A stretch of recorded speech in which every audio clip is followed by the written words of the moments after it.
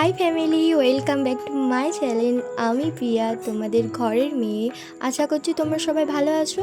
তোমাদের ভালোবাসায় এবং আশীর্বাদে আমিও খুব ভালো আছি। আজকের সকালটা ঝাড়ু দিয়া বা ঘর মোছা দিয়ে শুরু করলাম না।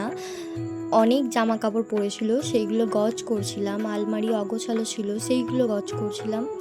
সত্যি বলতে কি বলতো, আমার ঘরে না আলনা নেই। যেহেতু ওটা ওপরে যেটা দেখতে পেলে তোমরা, ওটা আমার মেসো তৈরি করে দিয়েছিল নিজে হাতে।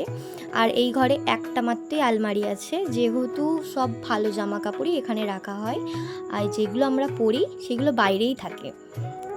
এখানে না জামা কাপড় গোছানো কমপ্লিট হয়ে গেলে আমি যাব চা বানাতে। সকালবেলা ঘুম থেকে উঠেই চাটা বানানো মাস্ট।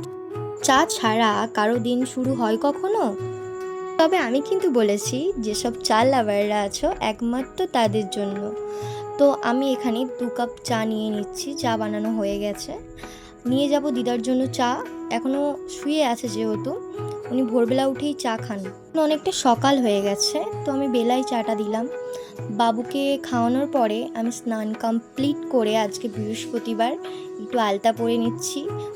পুজোর জোগাড় করা হয়ে গেছে, এবার করব বাড়ির ঠাকুরগুলোর পুজো। বাগানে কত সুন্দর সুন্দর ফুল হয়েছে, শুধু তোমরা দেখো।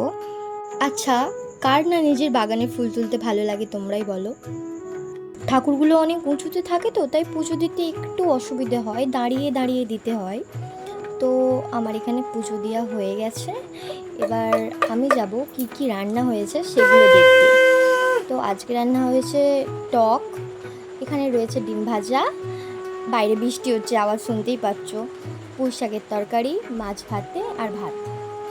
ডাইরেক্ট বিকেলবেলা চলে এসেছি, আটা মাখাচ্ছি রাতের খাবার করব বলে। আজকে মেনু আছে রাত্রেবেলা রুটি, আলুর চচ্চড়ি, যেটা আমাদের বাঙালি ঘরে সব সময় হয়। কিছু না থাকলেই আলু চচ্চড়ি করে ফেলো, বা রুটির সাথে অন্য সবজিও ভালো লাগে, কিন্তু আমি মনে করি আমার আলুর চচ্চড়িটাই মাস্ট। রুটি বানিয়ে নিয়েছি, এবার করব তরকারিটা।